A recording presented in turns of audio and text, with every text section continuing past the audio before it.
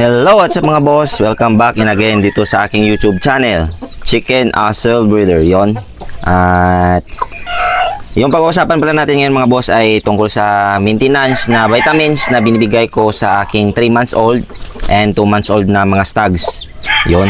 At bago pala tayo mag-umpisa mga boss, no, hayaan nyo muna ako magpasalamat sa mga solid na sumusuporta dito sa aking YouTube channel, no. At salamat sa patuloy na pagsusuporta sa akin, lalong-lalo na sa mga silent viewers ko at sa mga subscribers ko. At special shout out nga pala sa mga sumusunod. Ronaldo Berwin, boss, shout out. Cafrides Treasure, shout out bossing. Nick Doy TV, shout out. Tagom Spider TV, shout out sa inyo mga boss, no. John PC ng Tagum City, shout out sa iyo boss. Kusina ni Junior, shout out. DNA Oriental, shout out sa inyo mga boss. Jamel Gortayo, shout out sa iyo bossing. Adji 1 out of 1, shout out sa iyo boss. Francis Jan Umapa, shout out. Aldrin Balibria, boss, shout out sa iyo. Roniel Bergamor, bossing, shout out sa iyo. Romeo Sioko, boss, shout out. Rasol Kadatuan, shout out sa iyo boss. At Enrique Milan, yon. Maraming salamat sa inyo mga boss, no, na patuloy na sumusuporta dito sa aking munting YouTube channel. At yun nga mga boss, no, ay ibabahagi ko sa inyo yung maintenance ng aking mga stags, no, na 3 months old. At ito nga pala yung aking ginagamit, no. Nagbibigay ako nito 3 times a week, yon.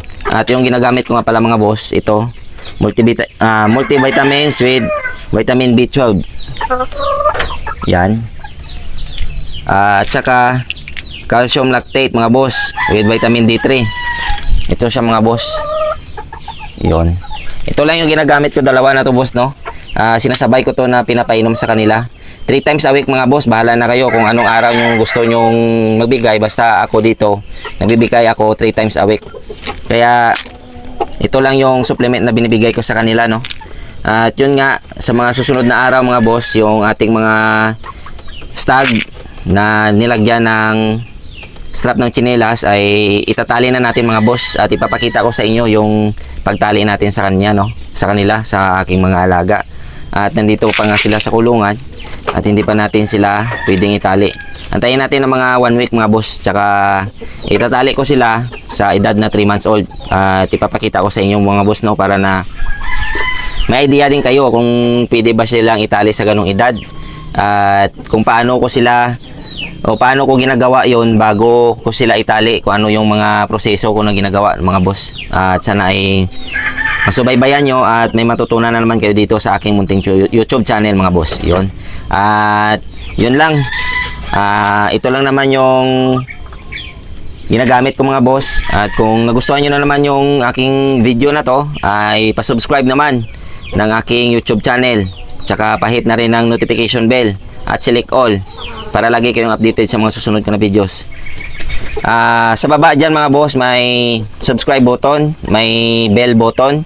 I-click nyo yan mga boss, tapos select all para lagi kayong na-update sa aking mga susunod pa na videos, no, para mas marami pa kayong matutunan dito sa aking munting YouTube channel.